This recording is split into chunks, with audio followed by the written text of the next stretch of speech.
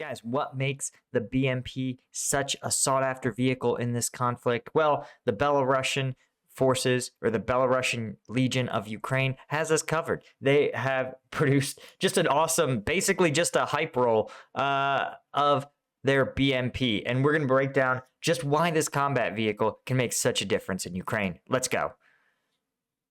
Okay, so as you guys can see, it has some tank-like elements, right? It has a main gun, and it has actually a secondary machine gun, right? It has an enclosed turret, but you can see here, first off, what's noteworthy is that the engine seems quite a bit smaller. It has this very, very angled front, and this is for a couple of reasons, but most notably, it's to avoid direct hits. See, one of the things that is most devastating to an armored vehicle is when an RPG or even just a powerful round connects at a 90-degree angle with the plating, right? That means the kinetic energy of that round is going to be discharged entirely into the armor plating. Now, contrast that with an angled armor plating. You can see when it comes in, right? If you've done any physics, you know that some of the energy will be transferred directly into armored plating, and some will be transferred directly downward, right? So you'll have literally a chance, plus because of the way bullets are shaped, even the chances of it hitting an angle and being glanced downward and not penetrating the armor makes a tremendous, it makes that outcome much, much, much more likely. The U.S. Army's ASV actually has this exact same angular plating around 360 degrees of the vehicle. So that is a fairly large, I think they call it an autocannon, but it's just a very large belt-fed machine gun. So you can see it's a tracked vehicle, able to pretty easily navigate a lot of these muddy terrain. It can also, of course, because it's tracked, means it can keep up with tanks. It also is an armored personnel carrier. You can see that armored force or light infantry forces can deploy from the back, or I guess they're not light infantry, they're mech infantry if they're being carried in a BMP. They can deploy out the back here. I believe it's like 6 to 8, plus you have a crew of 3 operating the vehicle itself. You can see this is captured. This vent here looks like either they've hit something, or more likely, this is a part that was just not mechanically damaged when the vehicle was recovered from Russian forces. And so it's just left as is. Okay, so you can see here, this is a very Soviet way of doing things. The driver is probably 85-90% concealed, but actually sits somewhat outside of the hull in order to look out into the road. Obviously, nowadays when we design MRAPs, we just have a ballistic glass that protects the driver, but you can also see, right, there is a gunner and a TC, a truck commander, or I guess in this case BMP commander, and they are, of course, these guys can get down and be concealed within the turret. This driver, I think, has to look out.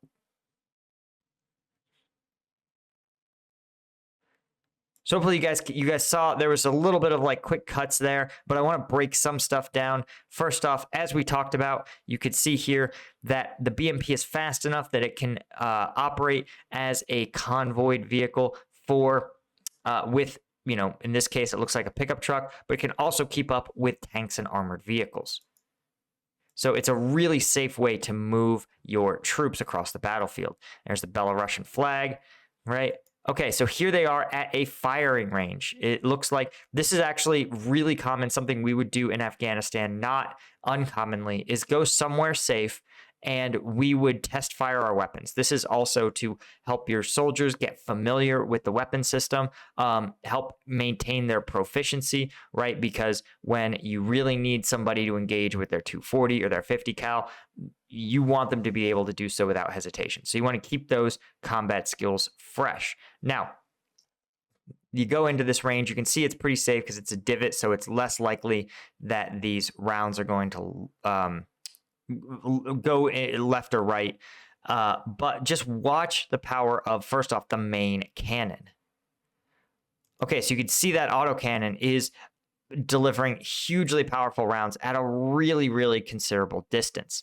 And you can see the range on this thing is several kilometers. Now look at how much kinetic energy these rounds still have, reaching out, all the way to the end of this hillside. This is actually pretty dangerous, to just send rounds soaring in any old direction. You want to make sure, but maybe this is the direction of the Russian forces, so they're less concerned.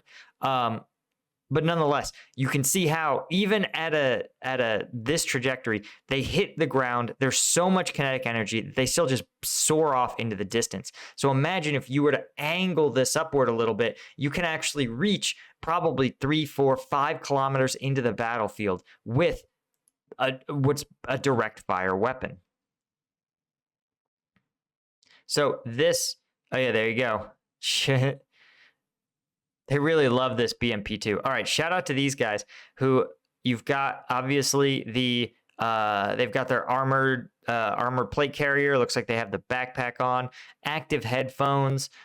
This is just some top tier gear. Look, even down to the high end combat boots. Yep, these guys have been furnished with some considerable stuff. And then you have this dude. I suspect that this guy is probably one of the crew members of the tank who feels like the bulky plates just don't make any sense for him, right? He's inside a tank anyway, or he's just some random guy from another unit who needed a ride.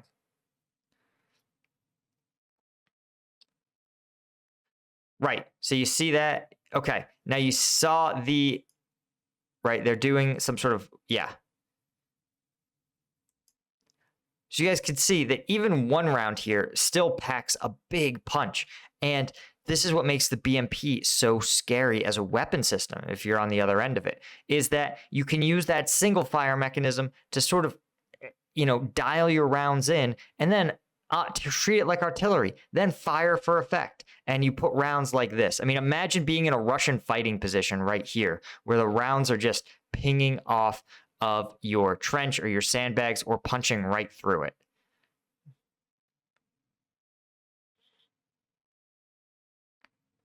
You can see how cramped some of these Soviet-era armored vehicles can get.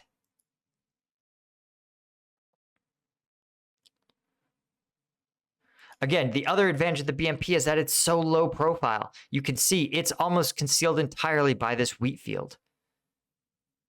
There's an old Soviet-era engine.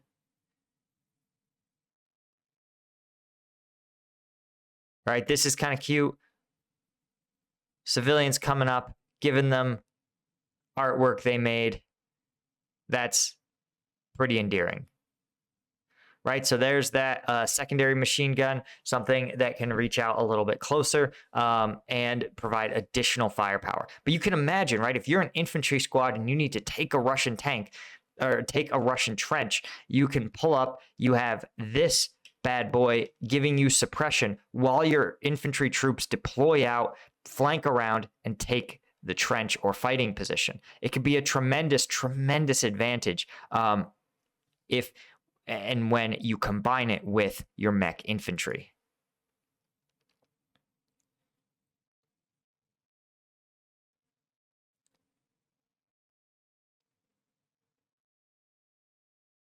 Yep, you can see these guys right now. They might be assessing a field of fire. You can see they've got some concealment to the left and right of them, right? The only exposure is overhead.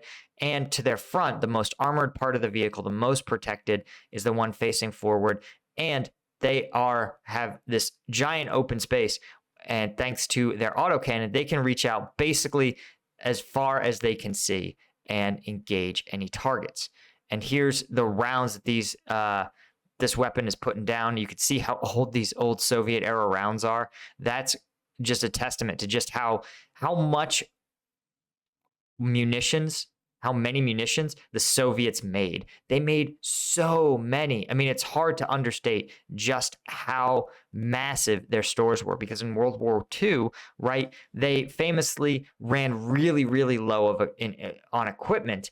And so to avoid that happening during the Cold War, if it ever turned hot, the Soviets mass-produced stores of things. They had, and they would just preserve it with the expectation that it would be preserved for decades. And they were right. These were probably manufactured probably before many of your parents were born.